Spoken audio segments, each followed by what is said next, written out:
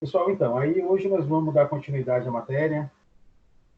Hoje a gente tem algumas coisas para conversar, inclusive sobre a avaliação parcial que nós faremos em breve. Eu vou explicar a vocês como é que será. Evidentemente, não tem como ser uma prova. Então, nós vamos fazer atividades. Eu já falo com vocês sobre isso. Bom, aí está sendo exibido na tela uma aula que eu já dei para vocês, né? A aula da semana passada, cinética de rotação. O que eu quero só é finalizar essa aula com um exercício que ficou em aberto na semana passada. E aí eu tinha deixado para vocês, ó, deixa eu chegar lá no slide aqui do exercício. Então, assim, isso aqui foi visto na semana passada, né? Energia cinética de rotação, de translação. Então, espero que esteja tudo ok aí para vocês em relação a isso. Falei um pouco de transformação de energia, né? Não há como falar de energia cinética sem falar de transformação.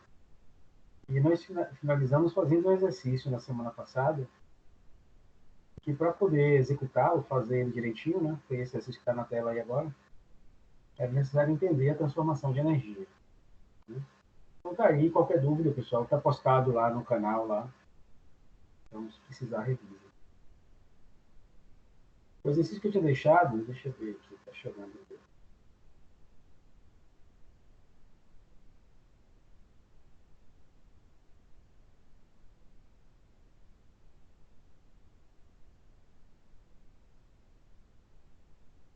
Foi esse aqui. Né? Então, dando continuidade àquele projeto lá, que desde a primeira aula que eu dei para vocês, a gente vem falando sobre essa atividade, que é uma situação do mundo real, né?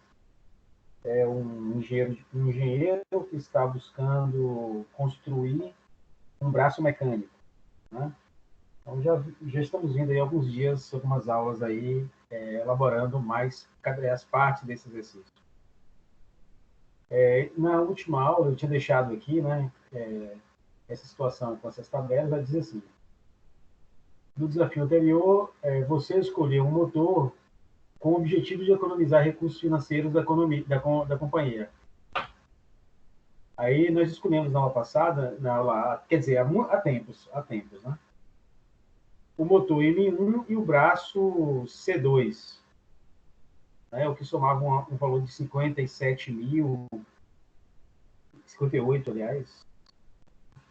E aí era a melhor opção para a empresa do ponto de vista econômico, né?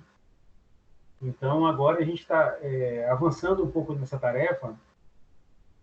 Como na aula passada nós falamos sobre energia e transformações de energia, então, nós vamos dar continuidade a essa tarefa agora, que eu deixei para vocês fazerem, na realidade, né? Sobre como é que você poderia justificar esse sistema de braço mecânico que você delineou, projetou e tudo mais.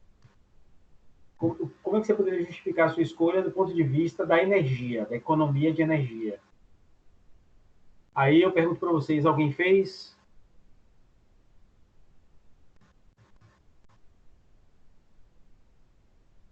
Não? Acredito que não, né? Então, assim, a partir de agora vocês vão ter que começar a fazer essas tarefas, porque elas são atividade parcial de vocês. Então, vocês vão fazê-las e vão mandar para mim, né, pelo e-mail aí do sistema AVA. Até a próxima aula. Hoje já vai ter uma tarefa para vocês aí, vocês já terão que fazer e reenviar para mim, e vou estabelecer o prazo para vocês logo, logo. Então, essa questão em particular, nós vamos desenvolvê-la aqui, tá? Então, a ideia é a seguinte. Vamos ver aqui. Ou então, aí eu tenho aqui, né? Essas tabelinhas aqui trazem qual informação para mim? Eu tenho aqui no primeiro dois motores, o motor M1 e M2, o momento de inércia máximo que ele suporta, o primeiro suporta menos do que o segundo, aí eu tenho os raios deles, né? Um é 30 centímetros, é 35, então um é maior do que o outro. E ele diz na questão que esses motores têm uma forma cilíndrica. Então pense nele, né, com esses raios aqui na forma de um cilindro. E o primeiro também, além de ser menor, ele é mais leve, né? Um tem 10 kg, outro tem 15 kg. O motor menor custa 35 mil, o maior 87. Aí, além disso, nós temos informação sobre a barra central. Aqui aparece C1 e C2, porque elas também têm a forma cilíndrica. Aí, por isso que ele chamou cilindro 1 e cilindro 2. Tá? Então, a primeira barra é mais pesada e custa mais barato. A segunda barra é mais leve, de um material mais leve, né? E custa mais caro. Observe que ambas têm meio metro. Né? Comprimento do braço mecânico, meio metro. Então, tanto a barra C1 quanto a C2 tem meio metro. Então, você vê, essa aqui ela é mais pesada, tem o mesmo comprimento, é mais pesada, e essa aqui mais leve, né? Embora seja o mesmo comprimento. Aí, nessa mesma questão, ele acrescenta para nós que aquele braço mecânico, vou voltar um slide aqui para a gente ver, ó, aqui aquele equipamento que a gente está acostumado a ver aí ao longo das aulas. Esse motor, digamos que o motor esteja aqui, ó, esse motor está aqui, né? Isso aqui é o braço mecânico. Isso aqui é um manipulador, é ele que pega a carga, né, e transporta de uma esteira para outra. Então, tudo aqui, que é o motor cilíndrico, aqui é a barra metálica, né, que ele diz que é cilíndrico também, e isso aqui é o manipulador, certo? Então, lembrando disso aí, então eu tenho, né? Então eu tenho a informação do motor, informação da barra, o período de movimento desse braço, o giro dele, né? É de 7 segundos. E aí vocês não podem se esquecer, pessoal, do que é período, né? Do que é período. Peraí, só um segundo, deixa eu dar um ok aqui.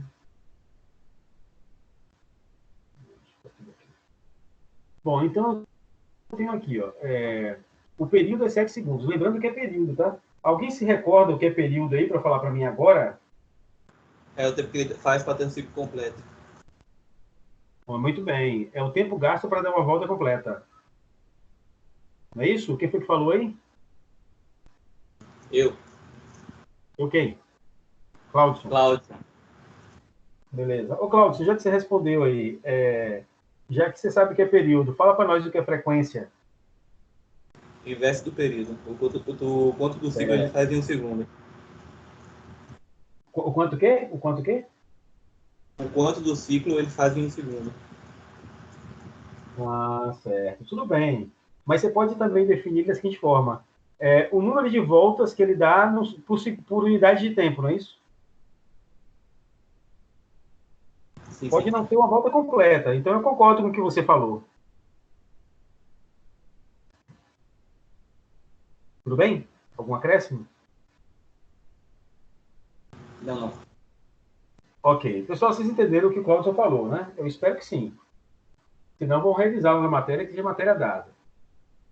Bom, aí ele acrescenta nessa mesma questão que o manipulador mais a carga tem 1,2 quilos, né? Isso é informação dada lá na questão. Aí ele fala assim agora, olha a pergunta que ele coloca. Pensando em energia, será que você consegue encontrar outro argumento para justificar sua escolha? Bom, então o que nós queremos encontrar, raciocinar agora, argumentar, é pensando em energia. E aí vamos ver o que dá para desenvolver aqui. Primeiro, aqui está um esquema bem básico do que é esse braço mecânico. Que essa de motor, né? Aqui é o braço mecânico e aqui é o manipulador. Aqui é o manipulador junto com a peça, que ele fala que tem 1,2 quilos. Pronto, então o esquema é esse. E ele gira dessa forma, né, pegando peça de um lado e colocando do outro. Bom, como ele quer saber a respeito de energia, aí nós precisamos recapitular, né? A energia cinética de rotação. Observe que nesse caso nós temos só energia cinética de rotação e não de translação.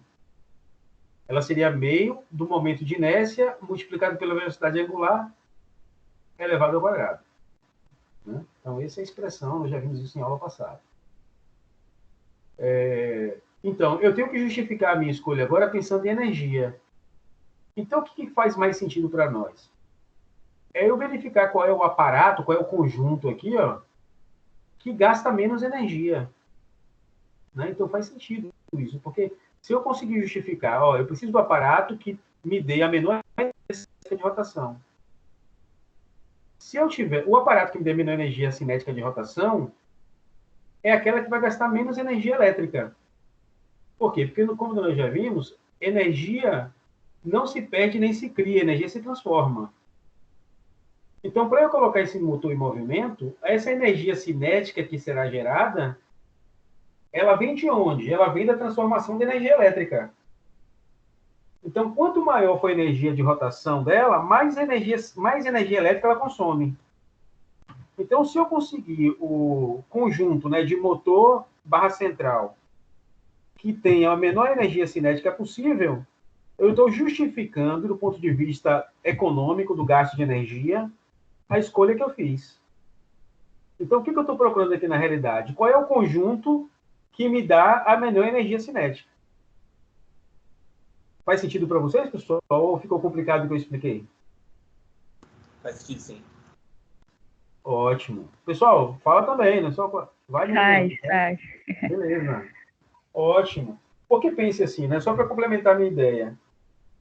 Esse motor, esse braço mecânico, aliás, ele inicialmente está parado. Para ele entrar em movimento, ele precisa receber energia. Né? Aí a energia elétrica é transformada em energia de rotação e ele entra em movimento. Então, observe que a transformação de energia elétrica para energia cinética de rotação é o que coloca esse sistema em movimento. Pronto. Então, o que eu preciso checar, então, é qual é o conjunto que precisa da energia cinética de rotação. Então, essa é a ideia. É isso que nós vamos fazer. Então, vamos ver aqui. Né? Então, nós vamos calcular a energia cinética de rotação. Para isso, eu preciso de duas coisas. Eu preciso do momento angular e preciso da velocidade angular. Para calcular o momento angular de um conjunto como esse, ó, o que está girando aqui? O motor, o braço mecânico e o manipulador. Então, eu vou ter que saber, para o motor, quanto eu tenho de momento de inércia. Aí está aqui. Para o motor 1, pessoal, ó, é meio de mr quadrado. Por que é isso? Vou voltar aqui no slide para a gente ver isso. Deixa eu ver se eu acho fácil aqui. Acho que não, vou achar fácil não. Deixa eu ver isso para frente. O professor, a tabelinha de como calcular a área vai estar na prova, né? Vai sim, vai sim. Então, calcular a área não, calcular o momento de inércia. Sim. Dos bits diferentes. Aí veja, se você procurasse lá, naquela tabela que você se referiu agora, e todos vocês se recordam da tabela que eu estou falando, vocês vão ver que um cilindro girando dessa forma aqui, ó, ao longo de um eixo, ele tem essa fórmula aqui para calcular o momento de inércia. Porque eu não estou com ela disponível aqui, mas de repente vocês têm ela aí e vocês veem depois. Então, assim, ó, o cilindro girando em torno do seu centro de massa, né? Ele é dado meio de mr quadrado. Então, aqui, no motor 1 eu tenho meio, a massa dele quanto é? Está aqui, ó, 10 quilos. O raio dele é quanto? 30 centímetros. Aí eu transformo em metros, 0,3. Aí fica 0,3 ao quadrado. Fazendo essas contas, dá 0,45.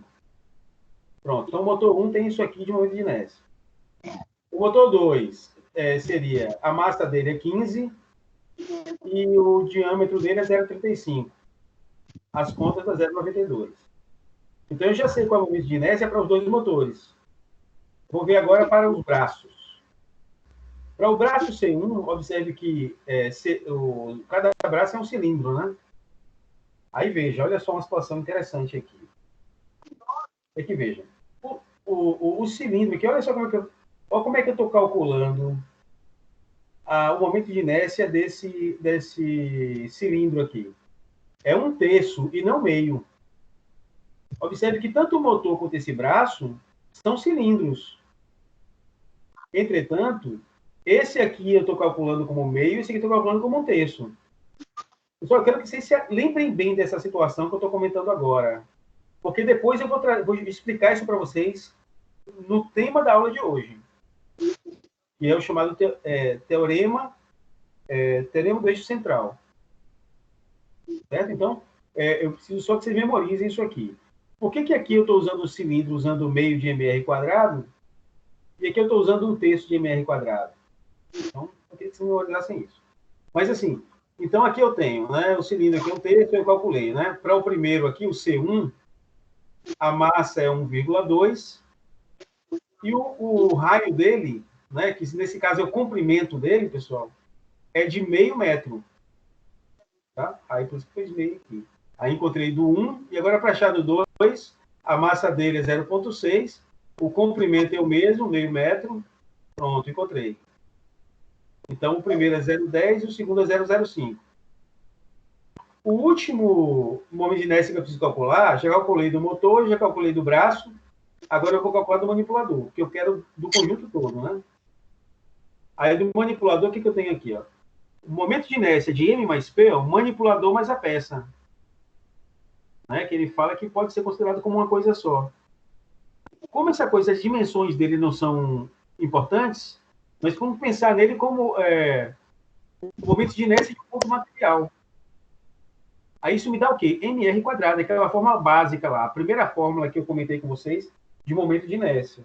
Tá? Eu não preciso usar aquela tabela, só usar a fórmula básica, porque eu não estou considerando dimensões nem do manipulador, nem da peça que ele carrega. A gente pode considerar assim. Aí, nesse caso, a massa é 1,2, né? E o R... Porque tem um negócio aqui na frente, eu não consigo ver. É 0, eu não sei qual é a sim, é 0,5. Ah, sim, 0,5. Então, meio vezes 0,5, o que me dá 0,3 kg metro quadrado. Pronto. Aí, agora, o que vai fazer? Voltando para o nosso raciocínio inicial, eu preciso, né? Eu já tenho um manipulador, que eu não posso mexer nele. Com relação ao motor e com relação ao braço, eu posso escolher o que eu quiser.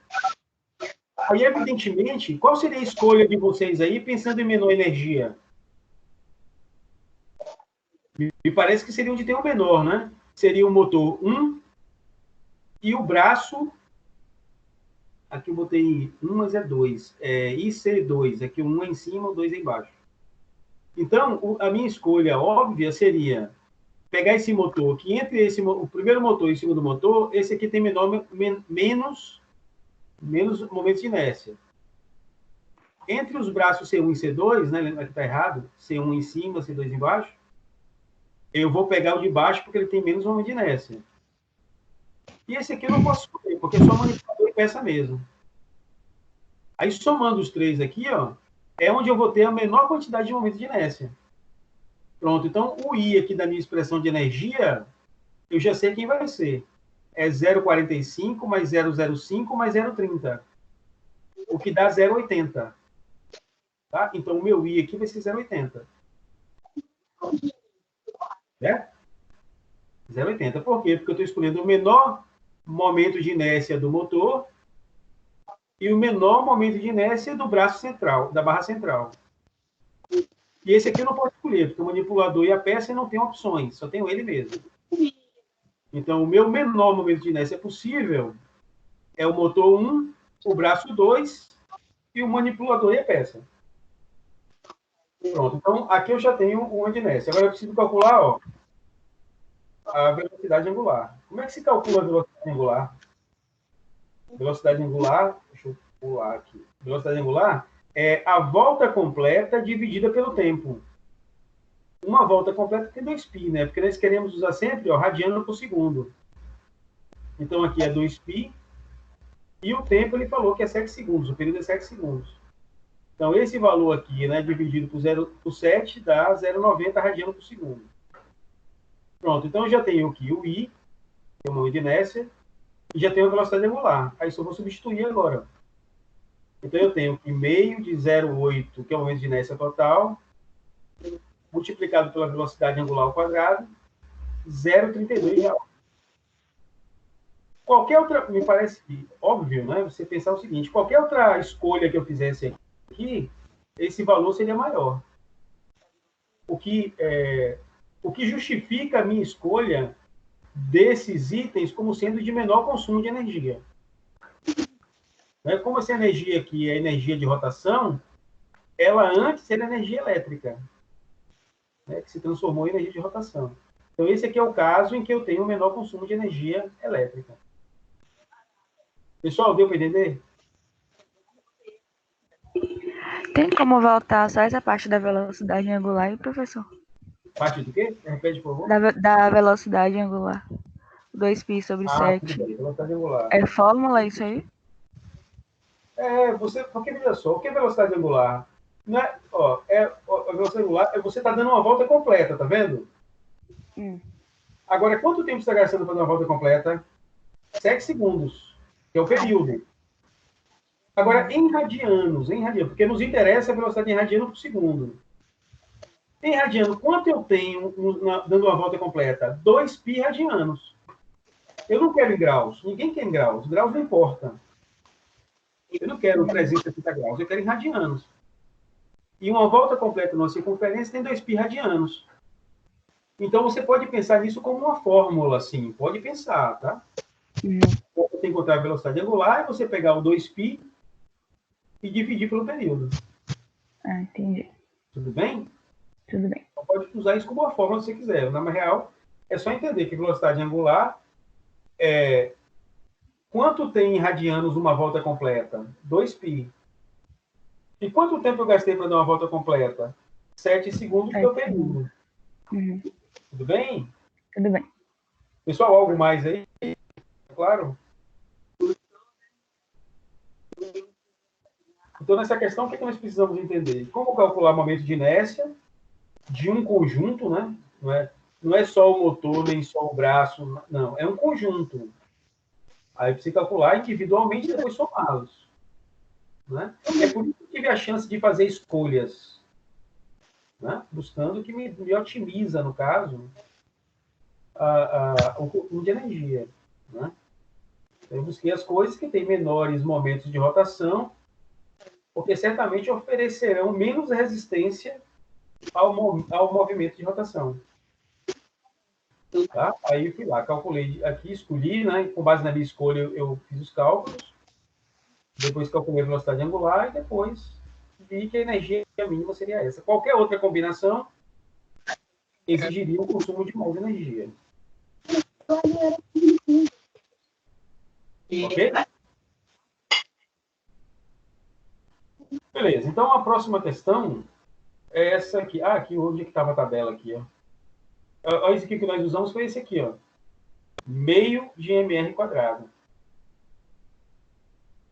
Certo? Por quê? Porque eu tinha um motor que está girando em torno do eixo dele. Deixa eu voltar aqui no slide anterior para você ver. Ó, o motor que está girando aqui, ó. Pense que o eixo dele está atravessando ele, está entrando na tela do teu computador e o motor está girando em torno desse eixo central. Então, é exatamente esse caso aqui, ó. Esse caso aqui, ó. Por isso que, né, o motor cilíndrico está girando em torno do eixo central dele, né? Esse é o caso aqui. Então, por isso que nós usamos meio de mr quadrado. Agora, com relação ao braço mecânico, vou voltar só para explicar novamente aquela história. Olha o braço mecânico que está girando. Ele não tá girando em torno do centro dele. Olha como é que ele está girando aqui, ó. Veja só. Vou passar aqui. Ele está girando dessa forma, ó. Ele tem aqui, né, um eixo aqui e ele está girando assim, ó. Só que ele vai para um lado e vai para o outro. Então, esse caso aqui, pessoal, é diferente desse caso aqui. Esse aqui é meio de mr quadrado. Esse aqui é quanto? 1 sobre 12 de ml quadrado. Aí você diz, professor, mas você usou 1/3. E aqui é 1 sobre 12. Né? Aí veja só, aqui, olha a situação. Pessoal, presta atenção nisso que eu estou falando agora. Presta atenção. Nessa figura que você está vendo aqui, o cilindro, né? Ele está pendurado por um fio e girando em torno do seu centro de massa. Aí ele está totalmente equilibrado aqui, os dois lados dele. É como se você pegasse uma vareta, pendurasse num fio, aí quando ela ficasse quando a vareta ficasse horizontal, você fizesse ele girar. Mas olha só a diferença que está acontecendo aqui, ó. Isso é um ando pelo centro dele. Ele tá acoplado ao motor pela extremidade.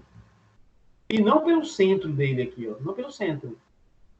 Vai ser a diferença. Então, ó, se a barra está conectada pela extremidade dela e não pelo centro de massa dela, é uma outra história. E eu gostaria que vocês memorizassem essa situação, problema, porque ela é o tema da aula de hoje. Tá? Então, daqui a pouco a gente entra em detalhes sobre isso. Então, eu quero que você perceba que o caso é esse aqui, ó. Essa barra chamada barra fina em torno de um eixo central. Então, tá aqui. Só que no caso do motor lá, ele não está preso pelo centro, está preso pela extremidade. Aí, por isso que eu usei um terço. E você vai entender daqui a pouco como é que eu cheguei nesse um terço. Tá? Daqui a pouquinho a gente comenta sobre isso. Vamos avançar um pouco mais aqui. A segunda questão é essa aqui, ó. Para calcular quanta energia cinética de rotação um gerador de usina hidrelétrica consegue gerar, que informações devemos buscar? Essa é a primeira pergunta, tá? Aí tem aqui uma explicação de como é que isso aqui tudo funciona, né? Mas, de qualquer forma, a pergunta é essa. Para eu saber quanta energia cinética de rotação o gerador consegue gerar, que informações sobre esse gerador eu devo buscar? Certo? Então, essa é a primeira pergunta. A segunda pergunta eu coloquei aqui, ó. Depois que você souber que informações buscar, qual é a energia cinética de rotação de uma das turbinas da usina hidrelétrica de Itaipu? Então, se eu souber o que eu tenho que buscar, eu busco lá onde é que tiver que buscar e depois eu calculo. Tá? Essa é a ideia.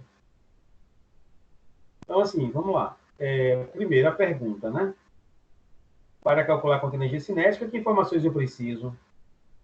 Ora, se para energia cinética a expressão é essa, é meio do momento de inércia multiplicado pela velocidade angular elevado ao quadrado, é disso que eu preciso, né, pessoal? Eu preciso saber qual é o momento de inércia e a velocidade angular dessas turbinas. É óbvio. Né? Qual é o momento de inércia do conjunto gerador de uma turbina de uma turbina dessas? E qual é a velocidade angular dela? Se eu souber essas duas coisas, é só jogar na minha expressão e calcular. Então, a informação que eu preciso é meramente essa aí. Tá? A segunda pergunta agora. Qual a energia cinética de rotação de cada turbina da usina de Itaipu? Agora que eu já sei o que eu tenho que buscar, aí eu vou buscar em algum lugar, né? Esse site aqui, por exemplo, ó, www.itaipu.gov.br, né? Esse lá, barra energia, barra unidade geradora. Se você entrar nesse site aqui, você vai encontrar bem na tela desse link aqui, né? Você vai encontrar essas duas tabelinhas aqui, ó. Olha só, aí você procurar aqui, ó, quantas turbinas tem? 20. Quantas tem com frequência de 60 Hz? Tem 10. E quantas de 50? 10. Qual é a potência nominal? Tal. Mas o que eu quero? Eu quero o momento de inércia. Olha o que ele falou aqui, ó. Momento de inércia do gerador. 320 mil toneladas por metro quadrado. Então, já tem informação. Uma das informações, momento de inércia. Pronto, tá aqui. A segunda informação, eu preciso da velocidade angular. Como é que eu faço para descobrir a velocidade angular? Aquilo que Milene perguntou, professor, eu posso usar isso como uma fórmula? Que seria o 2π sobre o período? O 2π é uma constante. O que eu preciso, então, é do período. Né? Aí, se eu procurar aqui, ó, o que eu tenho aqui? Vamos ver aqui, ó. Velocidade do projeto. Aí eu tenho turbinas de 50 e turbinas de 60, né? Como ele falou aqui, ó. Das 20 no total, 10 é de 60 e 10 é de 50. Aí o que eu tenho? A velocidade é de RPM, ó. A de 50 Hz tem 90,9 RPM. E a outra de 60 Hz tem 92,6 RPM. Então, eu estou tendo aqui a frequência. Com a frequência, eu acho período. E com o período eu acho a velocidade angular. Aí eu tenho a velocidade angular e pronto, aí eu posso calcular a energia cinética. Então o que eu vou fazer? Agora eu tenho as informações que eu preciso. Aí eu vou colocar aqui, ó, eu destaquei aqui, né, as informações que interessam. Aí vamos lá, usando esse espaço aqui lateral, eu já sei que o momento de inércia é de 320 mil toneladas metro quadrado. Todo mundo sabe que tonelada tem 1.000 quilos, né? Porque nossa unidade aqui deve ser quilo metro quadrado. E a frequência, 92,37 rotações por minuto. Como é que eu vou transformar essas coisas? Isso aqui eu transformei, multipliquei por 1.000, uma tonelada tem 1.000 quilos, aí ficou 320 milhões de quilogramas metro quadrado. E com a frequência eu transformei ela em período. Todo mundo sabe que o período é o inverso da frequência.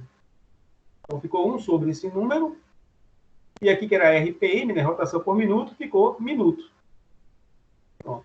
Aí como eu não quero em minutos, eu quero em segundos, é só pegar os minutos e multiplicar por 60. Se você pegar esse número aqui de 60, vai ficar 60 vezes 1 dividido por esse aqui.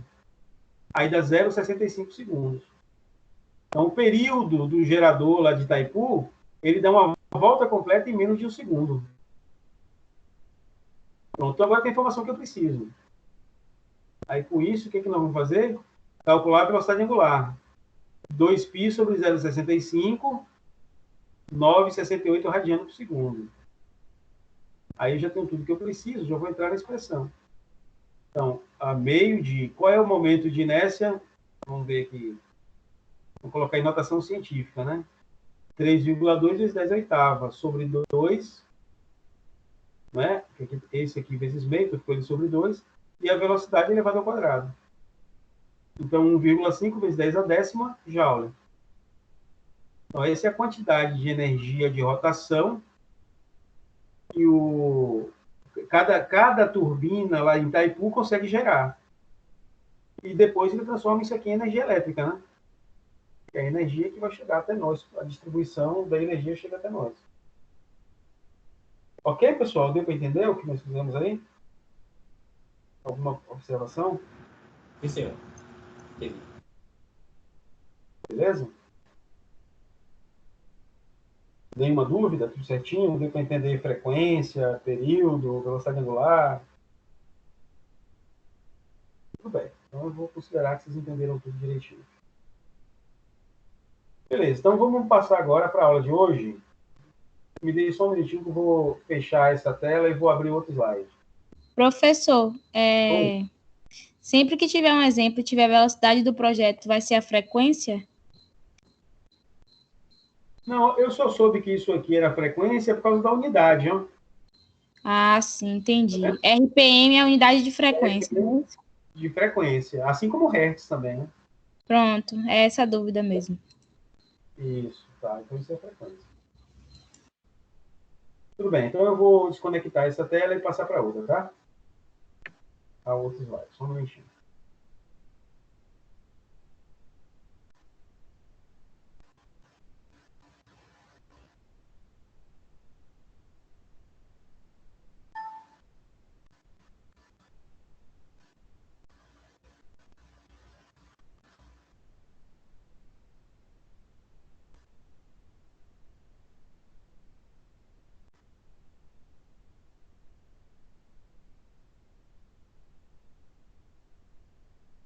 Ok, abriu aqui, abriu para vocês? Tá carregando. Ok, tudo bem. Abriu. Beleza. Ok, então hoje nós vamos falar do teorema dos eixos paralelos. E eu quero que vocês se recordem daquela situação problema que eu comentei, tá? Aquele cilindro, se está pendurado pelo centro de massa ou se está preso pela extremidade. Esse teorema é para resolver essa questão. Então, vamos lá. Então, o que eu tenho aqui? Ó? Eu já vou deixar para vocês situação problema, tá? Agora, dessa vez é para fazer, porque isso aqui já é a avaliação de vocês. Então, vocês vão fazer essa... A gente Vou apresentar o problema para vocês e haverá dois problemas. Problema 1, problema 2. Aí, com o desenrolar da aula, vocês vão entender como é que é e vão se tornar aptos, né, a fazer, a realizar a questão. E aí eu vou dar um prazo para vocês me enviarem esses exercícios feitos. Fazer direitinho lá no computador e tal. Depois mandar isso para mim lá no meu e-mail corporativo, lá pelo portal. Entendeu? Então eu vou dizer, daqui a pouco eu digo qual é o prazo de vocês para isso. Qual é o problema 1? Continuamos com o nosso braço mecânico entre duas esteiras. Tá? Agora a gente vai começar um projeto novo.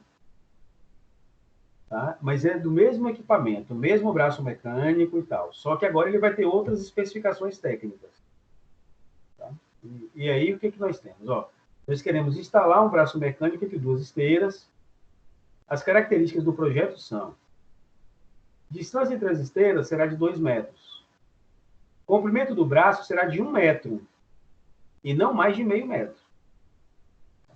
O período do movimento é 6 e não 7. O peso do manipulador continua sendo o mesmo. A única coisa que não mudou foi isso aqui. Os motores, na verdade, o motor, tá? A gente também diminuiu agora. Eu tenho um motor apenas para usar, né, que é o motor M1. E tenho a barra central, eu continuo tendo as duas, a C1 e a C2. E detalhe, cada barra continua tendo meio metro. No meu projeto tem que ter 1 metro. Então, você já sabe, né? Pense aí o que você vai ter que fazer. Qual é o desafio? Decidir quais peças, motor, C1, C2, etc., você deve usar na montagem do novo robô, a fim de que gaste o mínimo de energia e seja o mais resistente possível. Então, é isso aí que vocês vão ter que pensar. Já é novidade, não é mais novidade para vocês, porque nós já sabemos como calcular, né, o que torna o custo menor e atende à especificação.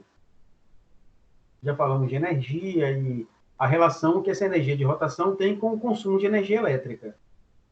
Então, se ciente disso aí, vocês vão ver. E agora, só um ponto que ainda não é suficiente para vocês, que a aula de hoje vai trazer esse conhecimento adicional aí que vocês vão precisar para resolver esse problema. Esse é o problema 1. Problema 2. Teste da centrífuga. Vocês já viram os astronautas e pilotos de avião a jato? Eles devem ser submetidos a esses testes aqui, teste da centrífuga. Na verdade, o piloto fica dentro dessa bola aqui, ó, e ela começa a girar muito rapidamente. Por isso que chama centrífuga. E aí a situação é que esse indivíduo fica sujeito a uma força muito grande, né, devido a essa energia de rotação, energia cinética de rotação. Aí essas fotos que, né, acontecem assim, o cara fica com o rosto deformado mesmo, por causa dessa aceleração e as forças às quais ele fica sujeito numa situação como essa. Tá? Então, essa é a situação, o problema. O que a situação traz? Pilotos de aviões militares e astronautas em treinamento precisam ser testados em sua resistência a acelerações muito altas. Uma maneira de fazer isso é colocando o candidato em uma centrífuga, que nada mais é do que, o que é centrífuga? Um cilindro fino metálico de 5 metros de comprimento, é isso aqui, ó. Esse cilindro é esse aqui, né? Com uma casca esférica de 1 metro de raio de extremidade. Aqui, essa esfera que você está vendo aqui na extremidade, né? Ela é uma casca por quê? Porque ela é oca para o cara poder ficar lá dentro. Por isso que é uma casca esférica. De 1 metro de raio. Se o cilindro metálico tem uma massa de 200 quilos e a casca esférica vazia tem massa de 300 quilos, qual é o momento de inércia da centrífuga? Dado que o momento de inércia da barra é 1/12 mr². E o da casca esférica, o momento de inércia da casca esférica é 2/3 de mr². Isso aqui não precisava nem ter dado, tá? Porque vocês têm aquela tabelinha que tem isso aqui. Aí aqui ainda tem um desenho esquemático, né? Mostrando que aqui, ó, aqui eu tenho esse braço, nesse cilindro aqui, ó, e aqui a esfera na porção terminal dele aqui, acoplados e girando. Né? Isso aqui é um desenho esquemático desse equipamento aqui, né, que é dessa centrífuga. Então tá aí, esse é o segundo problema que vocês vão se debruçar sobre ele para poder resolver e cumprir aí.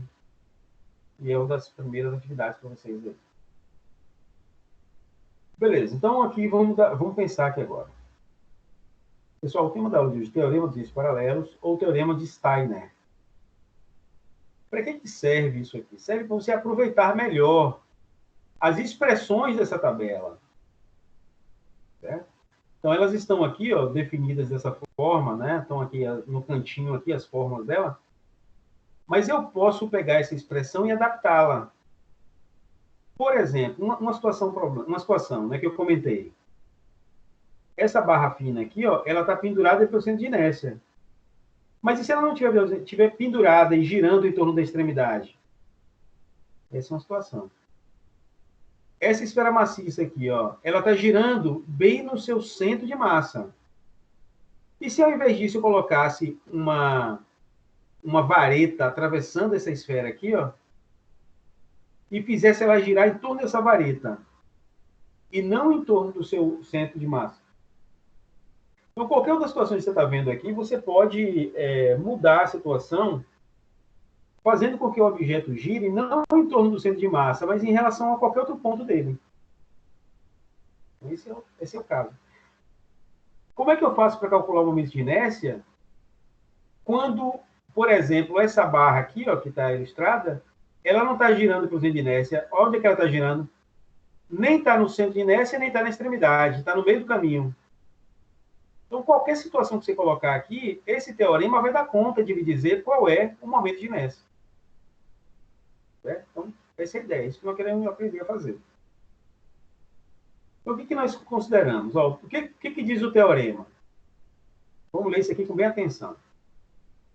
Se conhecemos o momento de inércia do corpo girando em torno do seu eixo, no centro de massa, podemos obter o momento de inércia em torno de qualquer outro eixo, paralelo ao original. Por isso que é teorema dos eixos paralelos. Então, como é que se calcula isso?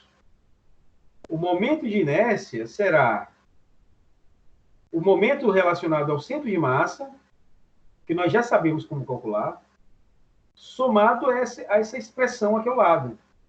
É isso aqui que vai fazer toda a diferença.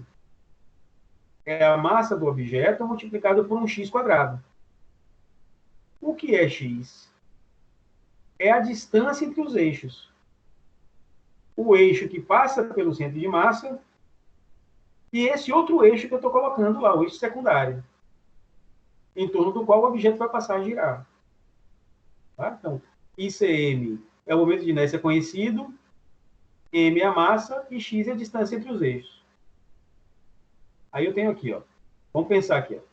Se você olhar lá na tabela, né, você tem essa expressão aqui para calcular o momento de inércia quando essa barra fina gira em torno do seu CM, do seu centro de massa.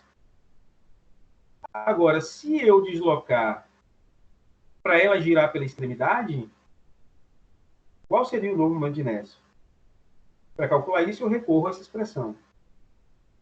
Então, vamos ver aqui como é que funciona. Então, está aqui a situação apresentada. E aí eu vou fazer, ó, aplicando exatamente essa expressão, eu vou ter que o momento de inércia será igual ao do centro de massa que eu já conheço, né? Vou colocar ele aqui, ó, que eu já conheço, somado com esse termo aqui, ó. Vai ficar o quê? Vai ficar a massa M. E qual é a distância do centro de massa até o novo eixo paralelo ao vermelho aqui? Ó, se isso aqui tudo é o comprimento da barra, que eu chamei de L, né? Comprimento L, do centro do centro de massa que está no vermelho aqui até essa extremidade é metade. Metade do comprimento. Então, esse X, nesse caso, vale L sobre 2. Então, eu teria o centro de massa, né, somado com mx, que nesse caso é L sobre 2, elevado ao quadrado. Aí eu teria, desenvolvendo a conta aqui, né? Esse aqui manteve, esse aqui ficou L quadrado daqui, 2 ao quadrado, 4. Aí agora eu vou ter que somar esses dois termos. Aí eu faço o MMC, o MMC de 12 e 4 é 12. 12 por 12 dá 1. 1 vezes 1, 1. Aí sobrou só o ml quadrado. 12 por 4 dá 3. 3 vezes o que está em cima é 3 ml quadrado. Somando os de cima, né? ml quadrado mais 3 ml quadrado é 4 ml quadrado. Também conhecido como dividir, simplificando aqui, ó. Cortando 4 com 12, sobra 3 embaixo. ml ao quadrado sobre 3. Ou, se você preferir, pode deixar a fração fora, 1/3 de ml quadrado. Ó, pessoal, aquela expressão que eu usei lá naquele exercício lá atrás, ó. Eu mostrei, ó, essa barra aqui não está girando em torno do centro de massa. Ela está girando em torno da extremidade, que é a extremidade que está conectada ao motor. Né? O motor está aqui, essa barra está girando pela extremidade. Então, agora nós conseguimos chegar à explicação do porquê daquela novidade, né? No momento em que eu realizei o exercício. Pessoal, alguma pergunta? Deu para entender o desenvolvimento?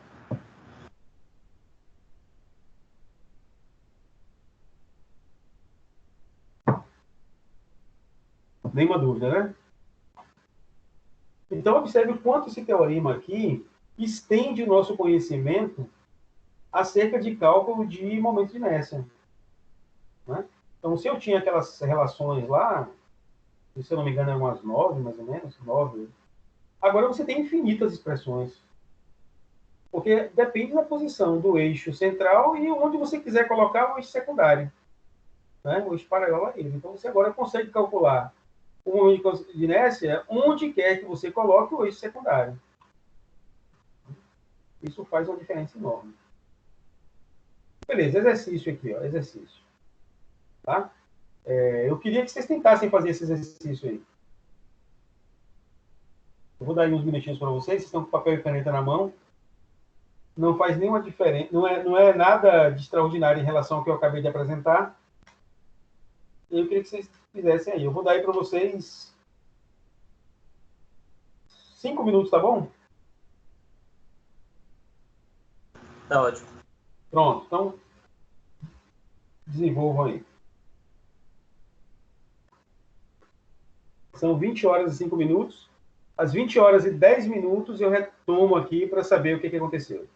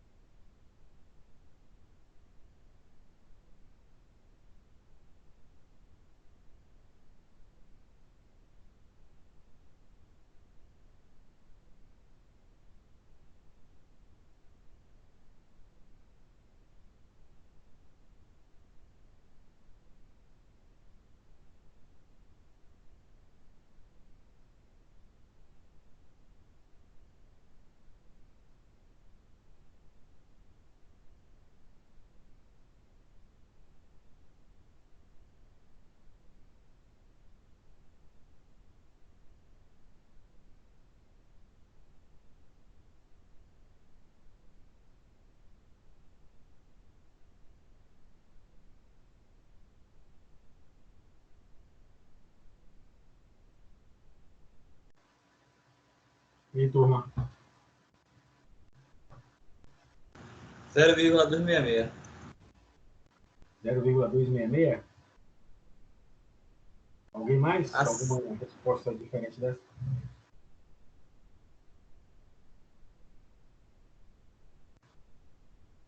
Agora, 0,266 é o quê? Qual é a unidade? Quilo por metro quadrado.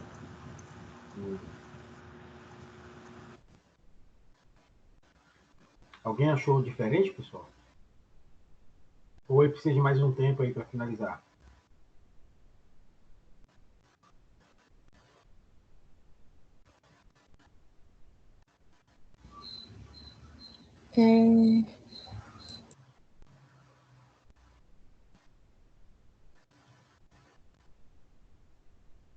Turma, precisa de mais tempo? Já temos um resultado aí, mas se precisar de mais tempo, a gente dá mais uns minutinhos aí. O importante é vocês matutarem.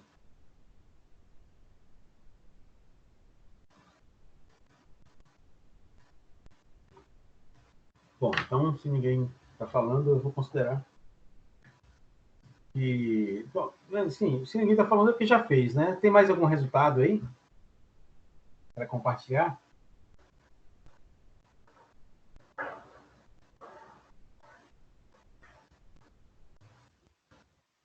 Eu fiz aqui, deu 0,532.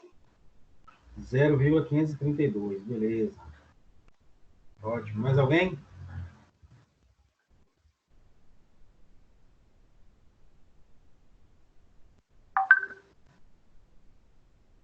Bom, então vamos lá. Vamos dar uma conferida aqui.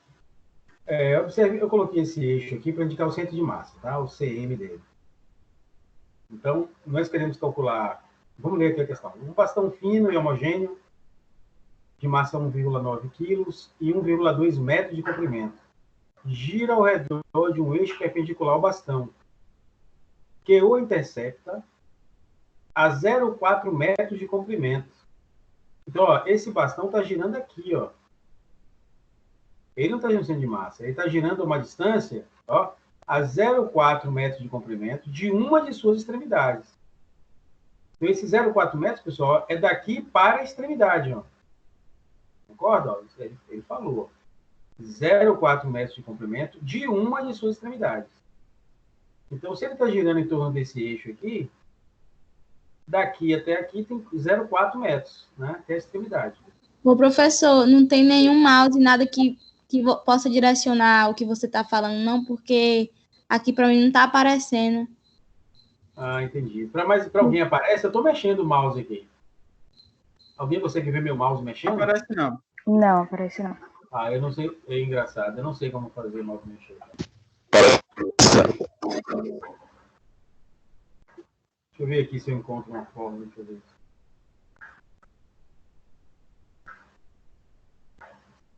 Infelizmente eu não sei como não. Na verdade eu não sabia não. Estou sabendo agora que eu preciso ver meu mouse. Tá, mas vamos então tentar superar essa dificuldade aí. Nessa imagem aqui, ó, eu tenho, né, um eixo preto mais escuro que está bem no centro de massa. E tem outro com a setinha girando ao redor dele. Está escrito eixo. Então, na real, essa barra fina está girando em torno desse eixo. E esse eixo, por sua vez, está a 0,4 metros da extremidade, da ponta dele, da ponta esquerda. Né? É isso que ele fala na questão. Aí ele diz, calcule seu aumento de inércia, considerando que o bastão fino, gerando ao redor de um eixo perpendicular o seu comprimento, que atravessa seu centro é, isso aqui nós já sabíamos, né? 1 sobre 12 ml quadrado é ele girando no seu centro de massa. É o que está tabelado lá. Mas eu não quero saber aqui, eu quero saber girando em torno do eixo. Porque está escrito eixo aí com a setinha girando aí. Então eu já sei, ó, observe, eu tenho uma distância aqui entre os dois eixos. Aí uma pergunta para vocês. Qual é a distância entre esses dois eixos?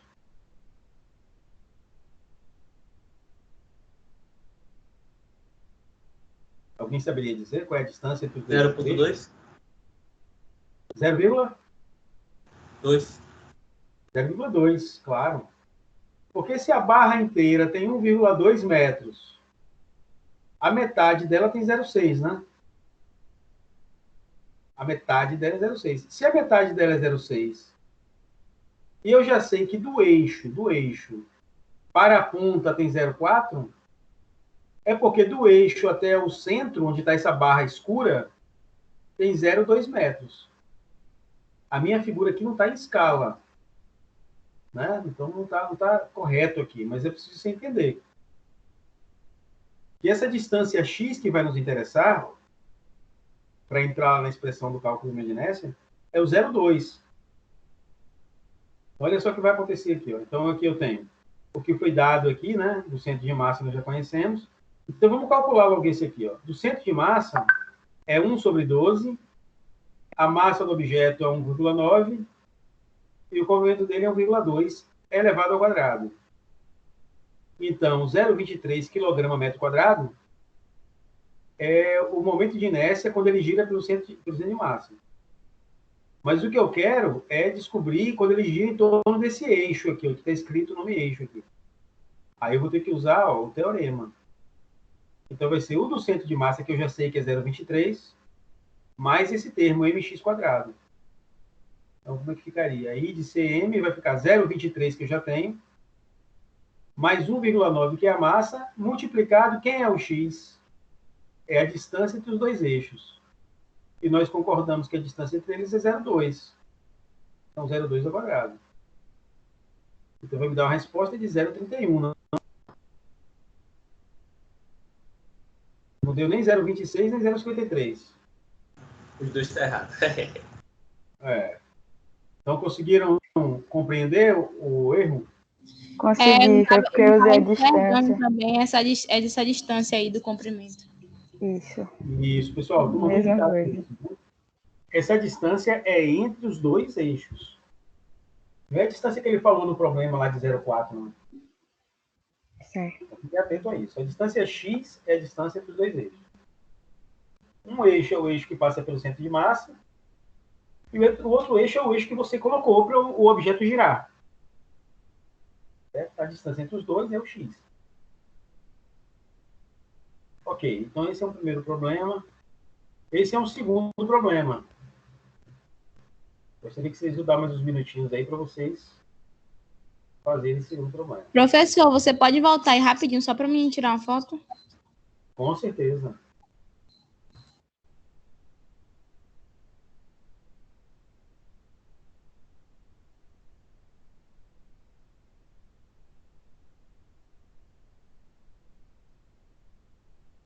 Pode passar. Pronto. Problema 2. Aí é com vocês agora, viu? Vou dar mais 5 minutos aí para vocês fazerem.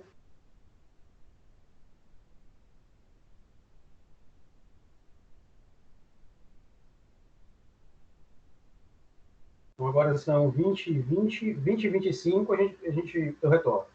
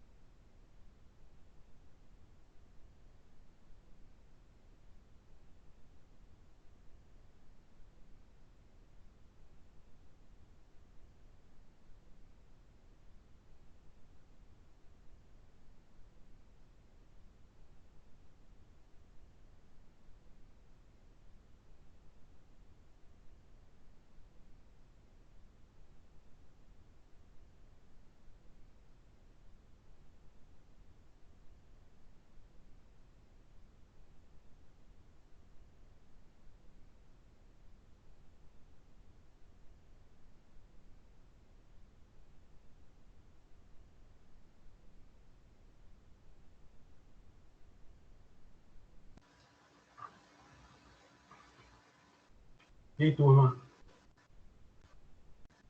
Resultado. 2,9. Como? Quanto? 2,9. 2,9. Ok, quem mais?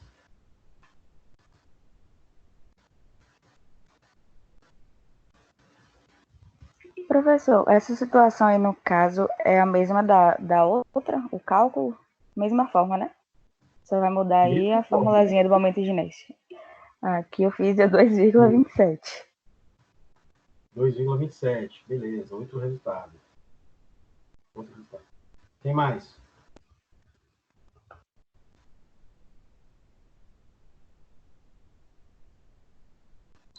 O meu também deu 2,27. Beleza. Bastante. Mais alguém? Caico, Davidson, Wilgner, Claudson. Poxa, já falei, já. Cláudio já falou. Davidson, Caico, Wilgner. Eu não consegui responder, não, professor. Mas é simples. Você olhou, você tentou fazer? 2,27, professor. Beleza. Bom, a maioria chegou a 2,27 aí, né? Bom, vamos ver. Já percebeu que eu tô errado. É possível. Veja só, essa questão, como eu não fiz ela aqui no slide, vamos tentar fazer ela de cabeça aqui, tá? Dá para fazer de cabeça. Ó, eu estou vendo que, para eu poder calcular o momento de inércia, né, a expressão me diz, né, que vai ser a do centro de massa mais o mx². Então, primeiro eu vou calcular do centro de massa, cuja forma está aqui no finalzinho aqui do problema. 2/3 da massa, que é 3, né? Então, 2/3 de 3, vai cortar 3 com 3 sobra 2. Né? E o raio que é 1. 1 ao quadrado é 1, 2 vezes 1 é 2. Então, eu já sei que o momento de inércia em relação ao centro de massa é 2 kg ao metro quadrado. Então, a primeira parte da questão está feita. Agora eu vou achar aquele termo lá, o mx². A massa é 3. 3, está aqui. E o x? Quanto vale o x? Ele falou o x. Ó. O x é 30 centímetros. E observe que ele falou que essa distância de 30 é a distância entre as retas, né? É exatamente ela. Esse x é 30. Então não tem que discutir. Então, o x é 30, eu vou transformar em metros. Vai ficar 0,3 metros. 0,3. Pronto. Aí vai ficar o quê? Vai ficar do momento de inércia que foi 3, ou 3 não, 2, desculpe, 2, mais... mas antes tem que terminar aqui. Vai ficar do mx². Ficou 3 vezes 0,3 elevado ao quadrado.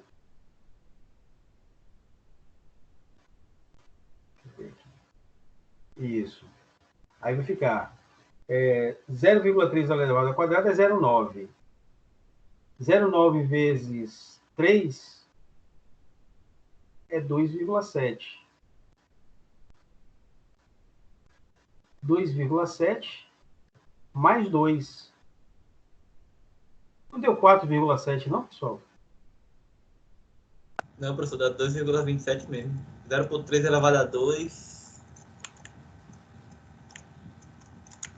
0,09 vezes os 3 quilos. Tem razão. 0,27. 0,3 ao quadrado é 0,09. Pronto, beleza. A resposta é 0,27, tá certo. 2,27. 2,27. Pronto, beleza. 2,27 kg a metro quadrado. Tudo bem. Bom, pessoal, essa aula é mais curta hoje, já estou finalizando aqui. Né? Teorema dos eixos paralelos finaliza aqui. Eu recomendo que vocês pegassem agora o livro didático e fizessem os exercícios do livro, não é aquele livro lá que tem no final do capítulo do livro. Aí, se eu estou até com o livro aberto aqui, deixa eu ver aqui, ele está na página...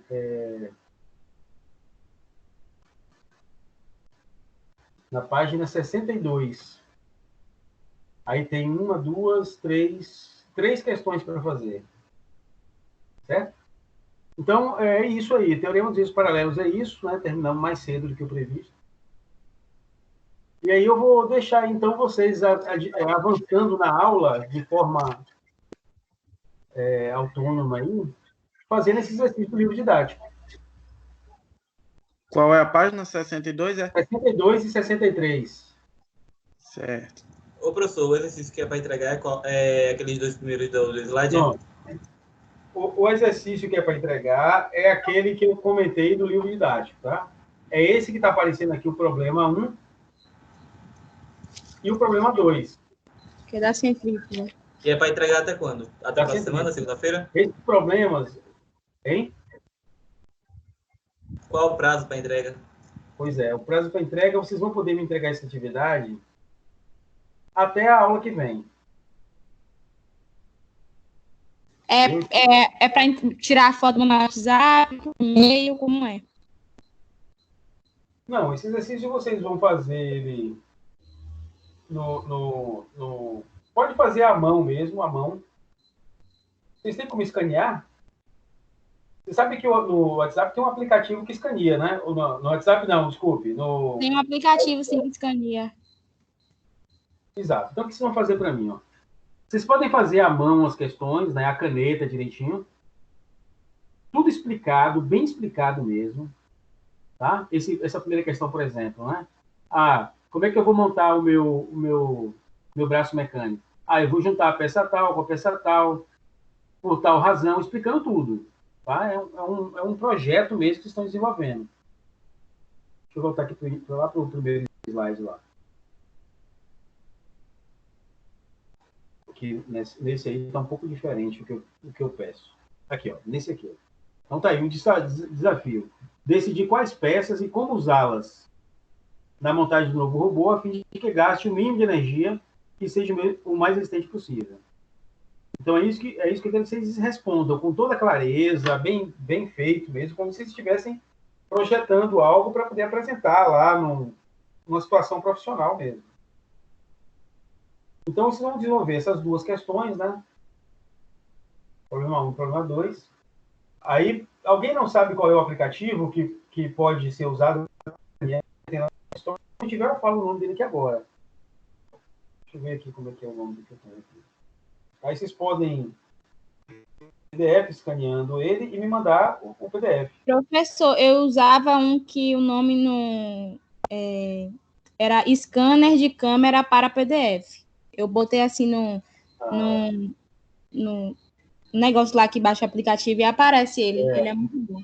Tudo bem, ótimo. Pode ser esse aí. Fala o nome dele de novo aí. Scanner de câmera para PDF. Ótimo. Pode botar assim no aplicativo de baixar lá, que aí aparece. Pronto, beleza. Tem um outro aqui que eu vou sugerir também, que é o que eu utilizo. Deixa eu achar ele aqui. É o...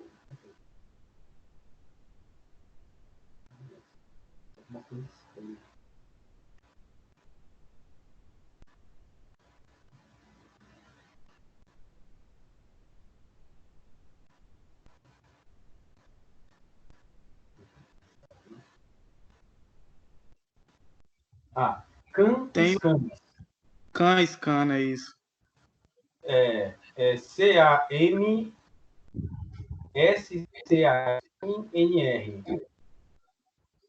CanScanner, tá?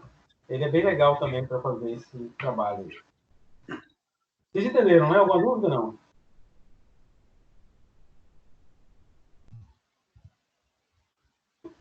A nota de boa. Beleza. Aí vocês fazem isso aí, tem até a próxima aula para me mandar. Agora, veja só. Vocês vão me mandar... Não é para me mandar na hora da aula. É para me mandar até segunda-feira. Mas segunda-feira antes da aula. O ideal seria se vocês mandassem no sábado. Mas se não puderem, eu estendo o prazo até a próxima aula, tá? Mas só recapitulando. É claro, até a próxima segunda-feira, esse trabalho tem que estar pronto e enviado. Certo. Beleza. Ok. Então tá bom. Então por hoje a gente fica por aqui. Eu espero que vocês tenham entendido aí a importância do teorema dos eixos paralelos. Façam agora os exercícios do livro didático, para não perder essa ideia do que vocês desenvolveram agora, né? Está tudo muito fresco na mente, dá para fazer sem problema algum, tenho certeza disso. E qualquer dúvida, eu estou no WhatsApp para a gente poder conversar mais um pouco. Ok? Beleza. Valeu. Estou encerrando aqui.